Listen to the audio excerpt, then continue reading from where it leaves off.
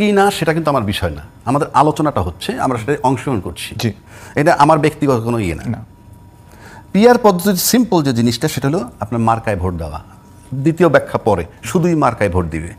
কেউ কেউ বলে যে এতে জনপ্রিয় প্রার্থীকে মিস হয়ে যেতে পারে, এটা বলে। জনপ্রিয় ব্যক্তি বলতে কোনো দলের কিছু নাই। কেন নাই সেটা আমি আপনাকে বুঝাই দিচ্ছি। বাংলাদেশে এমন অনেক ব্যক্তি আছে যিনি 5 বার এমপি হয়েছেন, 2 বার মন্ত্রী হয়েছেন। মনে করেন একটা দল থেকে 5 বার এমপি হয়েছেন বা 4 বার এমপি হয়েছেন, সে 2 বার মন্ত্রী হয়েছে, তাহলে নিঃসন্দেহে সেটা জনপ্রিয় লোক, তাই তাকে পার্টি দেয়। কথাটা বুঝলেন? তাহলে জনপ্রিয় লোকও আছে, সে আবার মন্ত্রীও ছিল। তাকে দলবিহীন যদি সে দাঁড়ায়, মেম্বারই ভোট পাবে না। মেম্বারে পাশ করতে যে কয়টা ভোট লাগে সেটা পাবেন, আমি নিশ্চিত। কারণ আপনি যদি জনপ্রিয়তাই এত বুঝেন, মন্ত্রিত্ব ছিলেন, 5 বার এমপি হয়েছেন, এত জনপ্রিয়, এত লোকে ভালোবাসে, আমি দল ছাড়া দাঁড়াই না, দল নমিনেশন দিলেই কিনা সবাই লাইন কেন দেয়? ওখানে সব কোয়ালিফাইড লোক, পচা লোক, ভালো লোক, সব লাইন দেয় আমি দলের নমিনেশন চাই। কারণটা কি? আপনি 5 বার এমপি হইলেন, 2 বার মন্ত্রী হইলেন, আপনি দাঁড়ান না নর্মালি। সুতরাং বুলশিট, ওই মার্কারেই ভোট দেয়। এইবার আসেন সেকেন্ড ধাপ। 3টা দলের 3 জন প্রার্থী দাঁড়াইছে, 1, 2, 3। আমরা 3 জনই 3টা দলের। আমি ভাবতেছি আপনি কোয়ালিফাইড, উনিও ভাবতেছে যে আমাকে 3 জনের মধ্যে আপনি কোয়ালিফাইড। আমার লোকগুলো কি আপনাকে ভোট দিবে? আমার দলের লোকগুলো আপনাকে ভোট দিবে? তাহলে কোয়ালিফিকেশনের কোনো প্রশ্নই নাই। দল কানা লোক দলরে ভোট দিবে, দল নিয়ে ব্লাইন্ড, যাকে বলে অন্ধ। আপনি কোনো আদর্শ এখানে নাই। আপনি আদর্শ যদি চিন্তা করেন, ওই 50% এখন বর্তমানে বা 35% বা 40% যারা আছে, যাদের কোনো রিপ্রেজেন্টেটিভও নাই ওই যে আলাপ করার জন্য। এইবার আসেন যে সংসদে গেলে কি হয়? শক্ত গভর্নমেন্ট চায়। শক্ত গভর্নমেন্ট তো 12টা সংসদে আমাদের ছিল, কিন্তু শক্ত গভর্নমেন্ট অর্থাৎ নির্বাচন ওই যে এই সিস্টেমে 12টা নির্বাচন হয়েছে, বিতর্কিত 3টা বাদ দিলেও কিন্তু 9টা হয়েছে। তো 9টা নির্বাচন তো হয়েছে, তার ফলাফল আমরা কি দেখছি? এই নির্বাচিত সরকারের ধাক্কা দিয়ে আর্মি আসছে 2 বার, এই নির্বাচন ধাক্কা দিয়ে 111 আসছে, এই নির্বাচনের ধাক্কা দিয়ে ইউনূস সাহেবরা আসছে। সবই কিন্তু ওই পদ্ধতির সরকার। এত ধাক্কা খাইলো কেন? 2 নম্বর আসেন যে একটু প্রশ্নের উত্তর নিয়ে নেই।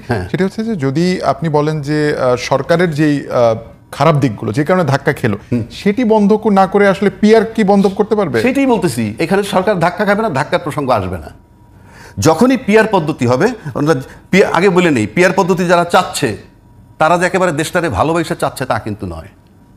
উনি বলছে 4-5টা সিট পাইতে পারে পিআর ছাড়া, আর পিআর হইলে 40টা সিট পাবে। ওই কারণে তারা চাচ্ছেন, আমি কিন্তু বলে নিচ্ছি। এই মন না, আবার যারা পিআর চাচ্ছে না, তারা পিআর ছাড়া নির্বাচন এলে 2/3 মেজরিটি পাবে, আর পিআর পদ্ধতি নিয়ে যদি হয় 135 থেকে 40টা সিট পাবে। সুতরাং কারো প্রেম নাই, দেশপ্রেম নাই। 2টা লোকে ব্যাখ্যা দেখ যে আমরা দেশের স্বার্থে পিআর চাচ্ছি না, দেশ এবং জনগণের ক্ষতি হবে পিআরে, এটা বলুক। বলতে পারে না। এখন হবে কি? সরকার নড়ে বড়ে হয়। কিরকম? দুর্বল মানে কি? আমি যে একক সিদ্ধান্ত চাপাই দিতে পারবো না, দলের যিনি সরকার গঠন করবে তার একক সিদ্ধান্ত চাপাই দিতে পারবে না বলে তারা পিআর চায় না। এইবার আসেন, আমাদের কোনো সংস্কার হয় নাই। কি পুলিশ, কি নির্বাচন কমিশন, কি দুর্নীতি দমন কমিশন, কোথাও আমাদের কোনো সংস্কার হয় নাই এখন পর্যন্ত। সেখানে যদি আপনি পিআর সিস্টেম আসেন, তাহলে সংসদীয় যে সংশোধন বলতে যেটা বোঝায় সেটা অটো হবে। কেননা ওই ভয় থাকবে যে আস্থা তুলে নিয়ে আমার সরকার চলে যাবে। আর একটা জুজুর ভয় দেখায় যে নির্বাচন কতবার করবে। না, নির্বাচনের কিছু নাই, সরকার বদল হবে, আর একটা দল সরকার গঠন করবে। এবং সংসদীয় সংস্কার যদি হয়ে যায়, বাকি সংস্কার অটো হবে এবং এলাকার চাঁদাবাজি কমবে। কিভাবে আমি বলে দিই, সিম্পল। এখন আপনি চাঁদাবাজি বন্ধ করতে পারেন না 2/3 মেজরিটি নিয়ে যে যাবে, কারণ যার ভোট দিছে কিন্তু তার প্রতিনিধি পার্লামেন্টে নাই। আর যদি প্রতিনিধি পিআর পদ্ধতিতে থাকবে, তখন যদি বলে উনি আমার এমপি, দলটা আমার ছোট, ভাই আমার এলাকায় তো চাঁদাবাজির জন্য থাকতে পারতেছি না, এই এমপি সাহেব তো পার্লামেন্টে আপনাকে বলবে হয় তোমার লোক তো চাঁদাবাজি করে। এটা যখন দানা বাঁধবে তখন এরা সংঘবদ্ধ হয়ে বলবে আস্থা তুলে নিব, অটোমেটিক চাঁদাবাজি কমবে। অর্থাৎ এই একটা ভাইটাল জায়গা। আমার দেশে কোথাও কোনো সংস্কার হয় নাই। এই সংসদীয় সংস্কার হওয়ার একটাই রাস্তা, পিআর পদ্ধতি নিয়ে। আমি নিশ্চিত করে বলতে পারি বাংলাদেশে অনেক সেক্টরের অনেক উন্নয়ন হয়ে যাবে অটো। সুতরাং আমি দেশ এবং জনগণের স্বার্থে এটা প্রেফার করি। Not for Jamaat, not for BNP, not for Awami League, not for anybody. জি, স্পষ্ট। আমরা একটু শেষের দিকে আমি একটি বিষয় নিয়ে ডক্টর শান্ত আরও একবার ওই সাউথ মর্নিং পোস্টের রিপোর্টটা উল্লেখ করছি। এটি আসলে প্রণিধানযোগ্য তেমন না, কিন্তু যেহেতু বিদেশি গণমাধ্যম বিষয়টা তুলেছে এবং আপনারও গবেষণা প্রতিষ্ঠান যেহেতু আছে, তারা একটা জায়গায় বলছে যে বিএনপির ভিতরেও এখন নতুন ও পুরাতন প্রজন্মের মধ্যে নেতৃত্ব নিয়ে দ্বন্দ্ব চলছে। আমি আবারও কোট করি, ভারপ্রাপ্ত চেয়ারম্যান তারেক রহমান নতুন নেতৃত্বকে এগিয়ে আনতে চাইছেন, যেটি পুরনো গার্ডের জন্য অস্বস্তিকর হয়ে উঠছে। আপনার কি কোনোভাবে মনে হয় যে তফসিল ঘোষণার পরে কিংবা বিএনপি যখন তার মনোনয়ন চূড়ান্ত করবে তখন আসলে দৃশ্যপটটি এরকম থাকবে, নাকি আপনি মাঠের রাজনীতি সম্পর্কে অনেক বেশি জানেন, মাঠ আসলে অস্থির হয়ে উঠবে কিনা বিএনপির জন্য? হ্যাঁ, বিএনপির জন্য এবার সবচেয়ে এই যে জামাতের আন্দোলন বা কারা কি বললো বা সরকার, এটা বড় চ্যালেঞ্জ না। ইলেকশন ফেব্রুয়ারিতে হচ্ছে এবং হতেই হবে। বিএনপির জন্য বড় চ্যালেঞ্জ হবে তার ঘর। বিএনপির নমিনেশনের জন্য ইতিমধ্যে অনেককে সিগন্যাল দিয়ে দিয়েছে তারা যাবে। এখন যখন তফসিল ঘোষণা হবে সেই চূড়ান্ত পর্যায়ে গিয়ে কয়েকটা চ্যালেঞ্জ ফেস করতে হবে। একটা হলো যারে নমিনেশন দিল তার দলের অন্য যে বঞ্চিত হলো তাকে সে সন্তুষ্ট করে রাখতে পারবে কিনা, নাকি সে অন্য কোনো দলে যাওয়া বা স্বতন্ত্র ইলেকশন করার ওই দিকে যাবে। সেটা একটা চ্যালেঞ্জ। দ্বিতীয় চ্যালেঞ্জ যেটা, সেটা হচ্ছে বিএনপি চায় দীর্ঘদিন ধরে তাদের জোটে একসঙ্গে থেকে যারা গণতন্ত্র পুনরুদ্ধারের সংগ্রামে ছিল তারা কেউ যেন বঞ্চিত না হয়। বড় দল হিসেবে তাদের প্রতি বিএনপি সুবিচার করতে চায়, তাদেরকে নমিনেশন দিবে। কিন্তু এবার নতুন যে বিষয় যে মার্কা কিন্তু প্রত্যেক দলের নিজের মার্কায় ইলেকশন করতে হবে।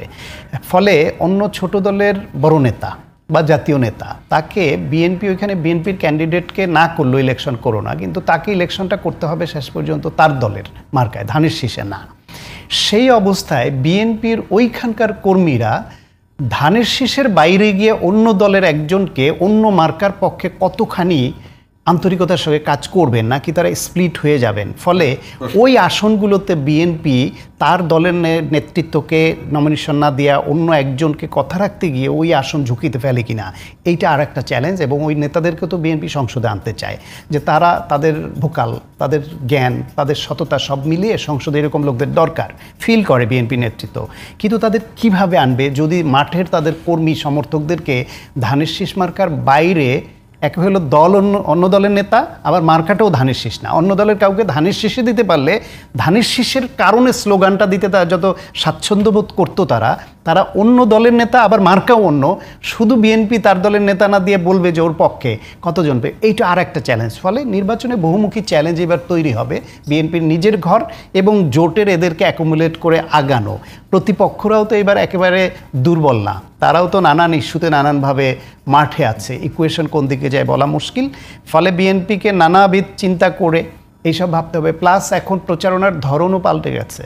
ভার্চুয়াল প্রচারণায় সেখানে অন্য অন্য দল বট বাহিনীর ব্যবহার যত অন্যরা করতে পারে, যতটা পারদর্শী বিএনপি অতটা পারদর্শী না, এটা সবাই আমরা জানি। ফলে মিস ইনফরমেশন, ডিসইনফরমেশন এবং হিউমিলেটিং নানান বিষয়াশয় কতটা প্রতিরোধ করতে বিএনপি সক্ষম হবে সেটা একটা চ্যালেঞ্জ। ফলে এসব ইস্যু মাথায় রেখেই ইলেকশনটা মোকাবেলা করতে। শান্তনু, ধন্যবাদ। শেষ করবো আবুনুর রাজ্জাকে আপনাকে দিয়ে, যে আপনি আসলে কি চ্যালেঞ্জ দেখেন। আমি একটু যোগ করে দেখি, এটা তো নিশ্চয়ই আছে। আপনি যদি বলেন যে আওয়ামী লীগের ভোটাররা তো রয়ে গেছে, সামনে নির্বাচনে আওয়ামী লীগের ভোট কার কাছে যাবে সেটা একটা বড় নিয়ামক হবে কিনা? না, আপনি যদি আমাকে এই প্রশ্নটা করেন, অনেকেই বলে তাদের 1 কোটি ভোটার, 2 কোটি ভোটার, তারা কোথায় যাবে। আমি ব্যক্তিগতভাবে আমি নট অ্যাট অল ইন্টারেস্টেড। কোথায় যাবে তাদের ভোটাররা, দে উইল ডিসাইড কোথায় যাবে। আপনার আমার কথা বলছি নিয়ামক হবে কিনা, কারণ বড় সংখ্যা। আর নিয়ামক হবে কিনা এখন যদি তারা মনে করে যে এই সংখ্যাটা যদি সত্যি প্ল্যান করে কোনো দলরে ভোট দেয়, নিঃসন্দেহে তার জন্য এটা প্লাস পয়েন্ট হবে, এতে কোনো সন্দেহ নাই। না, ওইটা বাংলাদেশে হয় না। না, আমি বলে দিলাম সবাই একদিকে, ওই জন্য আমি বললাম যেটা আমি বলতে পারবো না। তবে স্থানীয় নেতার আমি কতগুলো কথায় একেবারে একমত হয়েছি। এই যে কথাগুলো উনি বললেন, এই যে বিএনপির জন্য যে চ্যালেঞ্জটা, কারণ অ্যাকচুয়ালি তো ড্রাইভিং সিটে সে বসা, বড় দল হিসেবে সে বসা, আর আজকে এই ঐক্যমত্য হইতে পারছে না, সেখানেও বিএনপির অনেক রোল আছে। এখন সিম্পল যদি আমি মাঠে চলে যাই, তাহলে মাঠে কি হয়, কিছু সুযোগ সন্ধানী লোক আছে তাদের দলেরই, উনি নমিনেশন পাইলো, আমি পাইলাম না। আমার এক শ্রেণী এসে বলবে কিচ্ছু করতে পারবে না, দল যতই হোক, আপনার জনপ্রিয়তা অনেক, আমাকেও দাঁড়া করাই দিতে পারে। কারণ এখানে ভাই যত কথা বলে টাকার একটা খেলা আছে, সেক্ষেত্রে কি হবে, আমি তো পাস করবোই না, তার ক্ষতি হবে। এটা কিন্তু বিএনপির চিন্তা করতে হবে যে দলের যে ডিসিপ্লিন, যাকে দিব। একটু কন্ট্রিবিউট করি আমি, এই ক্ষতিটা করাও খুব উদ্দেশ্য প্রণোদিত হয়। কারণ যেই ভাই নমিনেশন পাইলো, আমি পাই নাই, অনেকের চেষ্টা থাকে উনি এবার এমপি হয়ে যাওয়া মানে পরের বার উনি মানে এই জায়গা দিব না, আমার কাজ ওনাকে ফেল করানো, হাইকমান্ডের চিন্তায় রাখা যে ছিল। আমরা যেহেতু আজকে আলোচনার বিষয় রেখেছি যে বিভক্তির যাত্রায় সংখ্যার ছায়া, বিভক্তির একটা বড় কারণ এখন দেখা যাচ্ছে পিয়ার। কারণ আলোচনা চলাকালীন সময়ে একটি রাজনৈতিক গ্রুপ তারা যুগপৎ আন্দোলনে গেলেন, যদিও এরকম মাঠ গরম করার মতো আন্দোলন না, কিন্তু এটা তো ঠিক যে তারা নিশ্চয়ই চাইছেন যে তাদের রাজনৈতিক সত্যিতাও প্রকাশের জন্য, তো এটার একটা এজেন্ডা হয়তো বা পিয়ার। আমি একটু শুরুতেই কোট করছি সাউথ চায়না মর্নিং পোস্টের একটা প্রতিবেদন, খুব এই রিসেন্ট সময় এসছে, এবং সেখানে তারা এই পিআর সিস্টেম নিয়ে বলছেন। সেখানে এক জায়গায় তারা বলছেন যে তবে এই প্রস্তাবে একমত নয় বিএনপি, এবং তার কারণ হিসেবে তারা বলছেন যে বিএনপি মনে করছে এতে তারা ভোটে জিতলেও সংসদে সংখ্যাগরিষ্ঠতা হারাতে পারে। মানে একটা বিদেশি গণমাধ্যম থেকে কোট করলাম। এবং অনেকেই এই ধারণাটি করেন যে বিএনপি কি এর মধ্যে আসলে এরকম কোনো আশঙ্কা দেখেন যে কারণে পিআর নিয়ে তাদের এত সমস্যা, নাকি আসলে আরও গঠনমূলক কোনো কারণ আছে। আর একটু ছোট্ট যোগ করে দিই, পিআরের বিরোধিতা যখন বিএনপি বা তার মিত্ররা করছেন তখন যতটা না হচ্ছে গিয়ে এটি অনেক বেশি, আমি কি বলবো, স্থূল ভাষায় এটার বিরোধিতা হচ্ছে, একাডেমিক আলোচনা কম হচ্ছে। অর্থাৎ এই কারণে পিআর আমরা মানছি না বা পিআর এই অসুবিধা, তার চেয়ে বেশি হচ্ছে গিয়ে পিআর কে বোঝে, পিআর এটা কি আর একটু গঠনমূলক হতে পারতো না? না, গঠনমূলক জায়গায় গঠনমূলক হয়। পিআর নিয়ে ইতিমধ্যে অনেক সেমিনার, অনেক গোলটেবিল, অনেক আলোচনা হয়েছে পক্ষে বিপক্ষে দুই দিকে, কিন্তু সংবাদ মাধ্যমে মাঠের রাজনীতিটাকে বেশি গুরুত্ব দেয়। আবারও বলছি আমি যে রাজনীতিবিদরা মেঠো বক্তৃতায় এই যে বিতর্কিত কথা যখন বলেন কিংবা শ্যালো কথাগুলা, সেটা যত হাইলাইটেড হয়, একটা সেমিনারের কথা, একটা এই রুমের ভেতরের আলোচনাটাকে অত বড় করে প্রচার করে আসে না। কারণ সেখানে পক্ষ বিপক্ষ তো উত্তেজনা হয় না, কাটতি হয় না, বিওয়ার হয় না। এইটার বাস্তবতা, এটা মানতে হবে। এখন যে বিভক্তির জায়গাগুলো, এখন যেটা মোটা দাগে জামায়াত ইসলাম সহ তাদের সমমনা ধর্মভিত্তিক যে কটা দল যুগপৎ আন্দোলনে আছে, তারা 5টা দাবি নিয়ে নামলো। তার মধ্যে 3টা দাবি হচ্ছে মূলত টার্গেট তাদের। এক হচ্ছে পিআর, উচ্চকক্ষ এবং নিম্নকক্ষ দুই জায়গায় তারা পিআর চায়। 2 হচ্ছে জুলাই সনদের বাস্তবায়ন আগেই হতে হবে, আইনি ভিত্তি।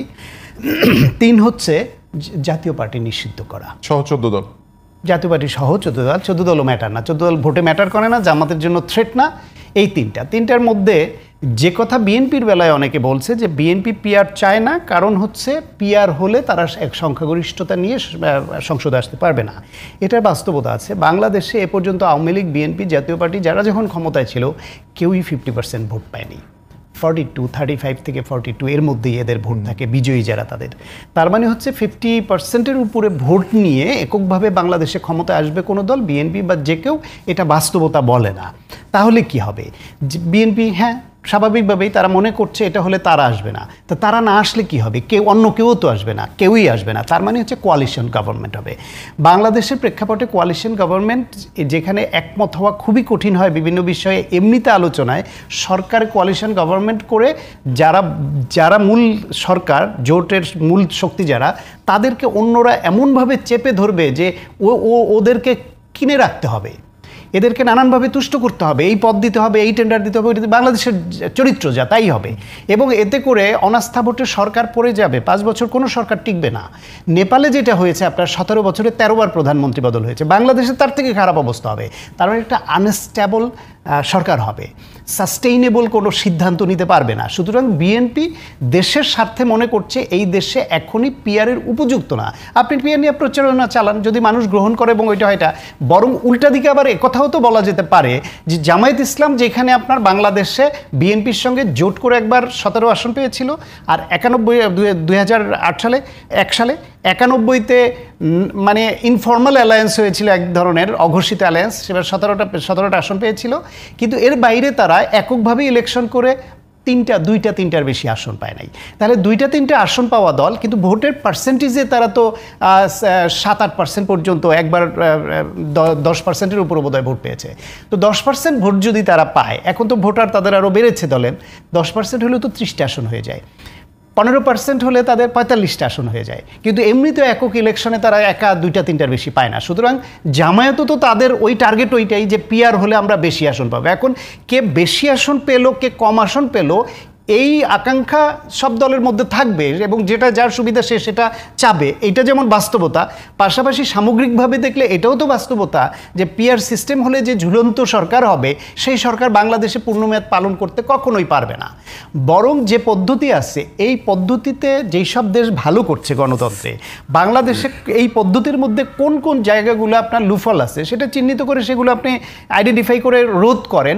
বাংলাদেশে এখনো পর্যন্ত আপনার যে প্রচলিত পদ্ধতিতে নির্বাচন হয়, সেই গণতন্ত্রটাই তো এখনো প্র্যাকটিস করা হলো না। প্র্যাকটিস করে তারপর আপনি পাশ ফেল বলতে পারেন, সেটাই তো এখনো প্র্যাকটিস হলো না, যখন যারা ক্ষমতায় থাকে তার মতো চলে। যে প্রশ্নটা এরা আবার বিএনপির যে বিষয়টা জুলাই সনদ নিয়ে সামনে আনছে, যে বিএনপি ক্ষমতায় আসলে এটা তো তারা সংসদে 2 বছরের পাশ করার অঙ্গীকার করছে, পর্যায়ক্রমে না করতে পারে। বাংলাদেশে এই মুহূর্তে মানুষ এত বেশি সচেতন, এবং বিশেষ করে জুলাই গণ অভ্যুত্থানের পরে যদি এরা এটা পাশ না করে তাহলে বাকি সব দল এক হয়ে যাবে, বিএনপি টিকবে না ওই সরকারে। এটা বাস্তবতা, এদেশের মানুষ তাদের টিকতে দিবে না। সুতরাং পরবর্তী যে নির্বাচন হবে সেই নির্বাচনটা কিন্তু তত্ত্বাবধায়ক সরকারের অধীনে হবে, কোনো দলীয় সরকারের অধীনে না। সেই নির্বাচনে মানুষ বাংলাদেশে এমনিতেই মোটামুটি ভালো চালালো, একবারের বেশি কোনো সরকারকে ভোট দিয়ে নির্বাচিত করে না। তার মধ্যে বিএনপি যদি এই ঘটনার পরও কথা দিয়ে কথা না রাখে তাহলে তাদের অস্তিত্ব বিলীন হয়ে যাবে। সুতরাং জনগণের উপর আস্থা রাখেন, নিজেদের রাজনৈতিক স্ট্রেংথ ধরে রাখেন। আপনি সেদিকে না গিয়ে এখন একটা ইস্যুকে ধরে যদি অস্থিরতা তৈরি করে নির্বাচন বানচাল করেন সেটা ঠিক হবে না। থার্ড মেইন ইস্যু যেটা সংক্ষেপে বলি, জাতীয় পার্টি নিষিদ্ধ। এইখানেও জামায়াতের আর একটা রাজনীতি আছে। জাতীয় পার্টি নিষিদ্ধ এতদিন ধরে, এই 14 মাসে তো বলা হয় নাই। আওয়ামী লীগ যখন নিষিদ্ধ করা হলো তখন তো প্যাকেজ প্রোগ্রামে আনতে পারতো যে জাতীয় পার্টি সহ 14 দল সব নিষিদ্ধ করতে হবে।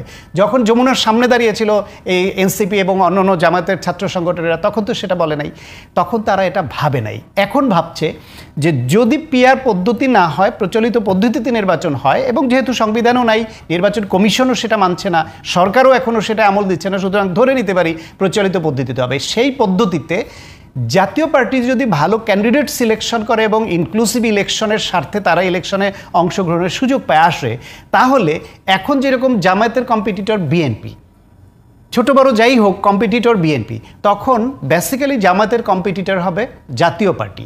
বিএনপিকে আলাদা রেখে জাতীয় পার্টির সঙ্গে কম্পিটিশনের কথা ভাবতে হবে সেকেন্ড পজিশন সিকিউর করার জন্য। সুতরাং জামায়াত ইসলাম ওই কারণে জাতীয় পার্টিকে নিষিদ্ধ চায়। আসলে বাকি যে লেভেল প্লেয়িং ফিল্ড আর বিচার, এটা তো আপেক্ষিক কথা, এটা চলছে এবং চলবে। ওই 3টা মেইন ইস্যু, ওই 3টা কারণে গ্রহণ করা। অভিনয় রাজ্জাকি, এই নিষিদ্ধের প্রসঙ্গে পরে আসি। আসলেই তো মানে গণতন্ত্রের যে স্বাভাবিক চর্চা, অর্থাৎ সংসদীয় গণতন্ত্রের যে স্বাভাবিক চর্চা, সেটি তো অনেকদিন ধরে নেই। তো সেটি চর্চার আগে আসলে পিআরে যাওয়াটা গুরুত্বপূর্ণ কেন? ধন্যবাদ আপনাকে। পিআরে যাওয়া গুরুত্বপূর্ণ